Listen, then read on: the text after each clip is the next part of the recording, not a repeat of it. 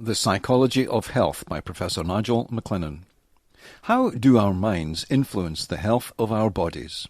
Some people maximize their chances of having long, healthy lives, with all the genetic advantages anyone could hope for. Others seem determined to destroy their health as fast as possible. Why? What can we do and not do to maximize our physical and mental health? Throughout history, people have sensed and referred to the possibility that the mind heavily influences the health of the body. Various ancient and current religions have ascribed illness to what was going on in the ill person's mind before becoming ill. Others attribute illness in the body to spirits in the mind. The term psychosomatic was first used by Heinroth in 1818 and referred to the processes that cause and the study of how the mind impacts the health of the body. Today, few people challenge that mental processes can affect physical health. Phenomena that confirm the truth of psychosomatic illness are all around us. Almost everyone knows a hypochondriac who works themselves into such anxiety that they cause their own illnesses. We counsel each other not to damage our health by allowing ourselves to be stressed. Many students in medical school start to experience the symptoms of the disorders that they are studying at the time. There is no doubt that how we use our minds and what we think and feel can directly impact our physical state and health. For instance, when we close our eyes and think of the happiest time in our lives, our bodies quickly change to reflect what is in our minds. If we think of when we were in the most danger, our heart rate will increase, as will our blood pressure and breathing rate. Chemical changes take place nearly instantly in our bodies. For example, the release of adrenaline due to what we think. All bodily systems are directly or indirectly connected to brain functioning. That means our minds can hugely impact our health positively and negatively. How can we use that knowledge to our benefit? Listen to our bodies. They will tell us when what we are doing mentally is having a negative impact on our health physically. Psychosomatic symptoms appear quickly. The most common symptoms brought on psychosomatically are fatigue, insomnia, bodily aches and pains, high blood pressure, headaches, and skin disorders. All of the symptoms induced psychosomatically can also have physical causes. That makes it more difficult to persuade someone for whom all physical causes have been ruled out to believe that they are, unknowingly, causing their illness in their minds. What comes next will shock many people. When I was doing the research for my 2018 book, Self-Responsibility Therapy, I asked physicians and other clinicians what percentage of their patients were coming to them for problems that the patient had, unknowingly, caused themselves.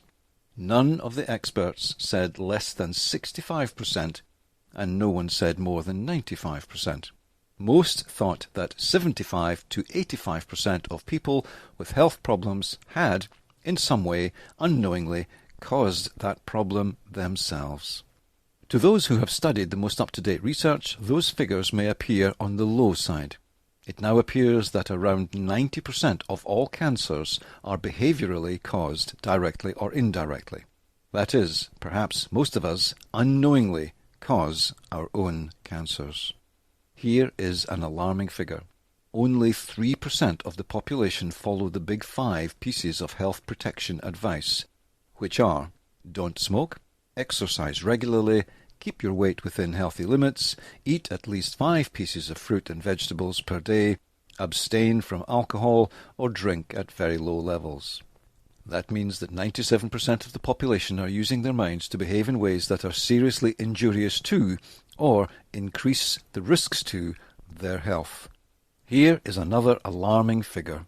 75% of premature deaths can be attributed to not following the Big 5. The figures around the causes of ill health seem to be broadly in line. Some illnesses are genetically caused and are outside of our control.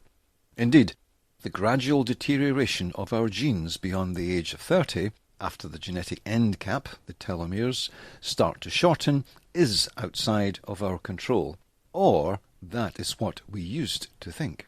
Recently, it has been found that a healthy diet, exercise, stress management, and social support can result in telomeres staying in place for longer, buying us more healthy time.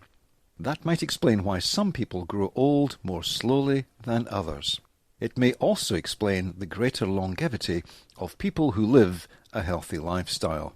While some deleterious health effects have environmental causes out with our control, most of what causes illness seems to be within our sphere of self-responsibility.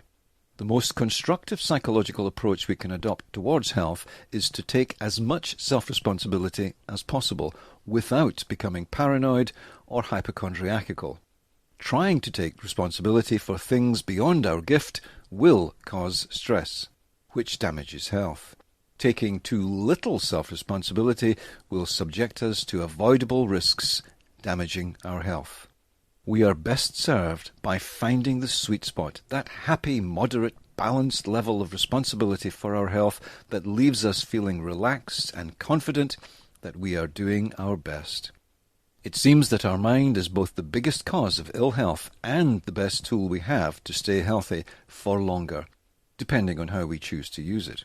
If that is so, then perhaps our approach to healthcare will change from being reactive to proactive, from being curative to being preventative.